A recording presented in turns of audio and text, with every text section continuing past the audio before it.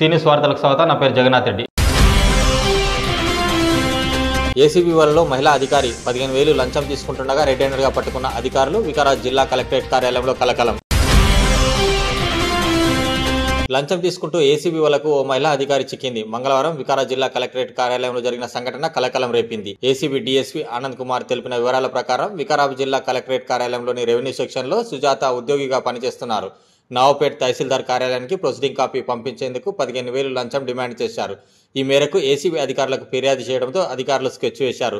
పక్కా పథకం ప్రకారం సుజాత 15,000 లంచం తీసుకుంటుండగా రెడ్ హ్యాండెడ్గా అధికారులు పట్టుకుని డబ్బును సీజ్ చేశారు. అదేవిధంగా ఆమెను అదుపులోకి తీసుకుని విచారిస్తున్నారు. ప్రభుత్వ అధికారిగా పనిచేస్తూ లంచం తీసుకోవడం జిల్లా కలెక్టరేట్ కార్యాలయంలో కలకలం రేపింది. లంచం తీసుకుంటూ పట్టుబడిన అధికారిని సుజాతపై కేసు నమోదు చేసి ఏసీబీ కోర్టులో హాజరుపరుస్తామని డీఎస్పీ ఆనంద్ కుమార్ తెలిపారు. ఎవరైనా అధికారులు లంచం అడిగితే ఏసీబీ శాఖను సంప్రదించాలని సూచించారు.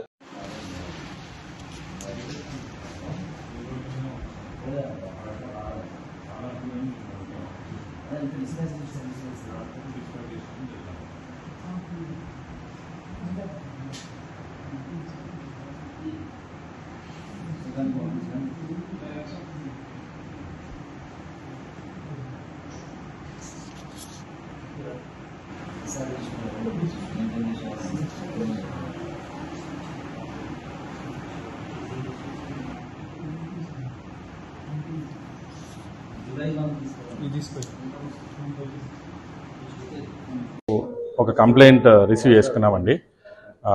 కంప్లైంట్ పేరు కాన్ఫిడెన్షియల్ కాబట్టి చెప్పట్లేదు. అతను ఈ వట్టిమినపల్లిలో వాళ్ళకు ఒక 2 ఎకరాల పొలం ఉంది నవాబ్ సాబ్ మండల్లో. అయితే ఆ 2 ఎకరాల భూమి యాక్చువల్గా వాళ్ళకి అసైన్మెంట్ ల్యాండ్ అనమాట. గవర్నమెంట్ నుంచి వాళ్ళకి వచ్చింది.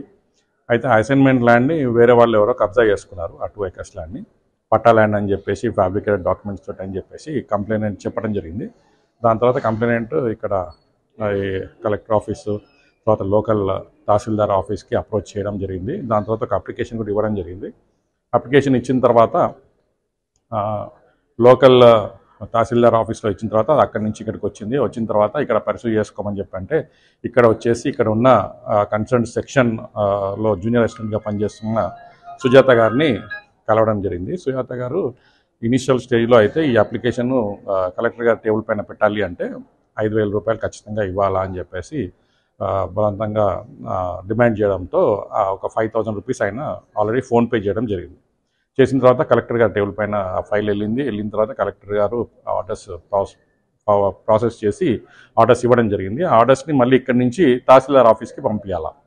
ఇప్పుడు తహసీల్దార్ ఆఫీస్కి పంపించాలా అంటే దానికి మళ్ళీ 20,000 రూపీస్ వాళ్ళు డిమాండ్ చేయడం జరిగింది.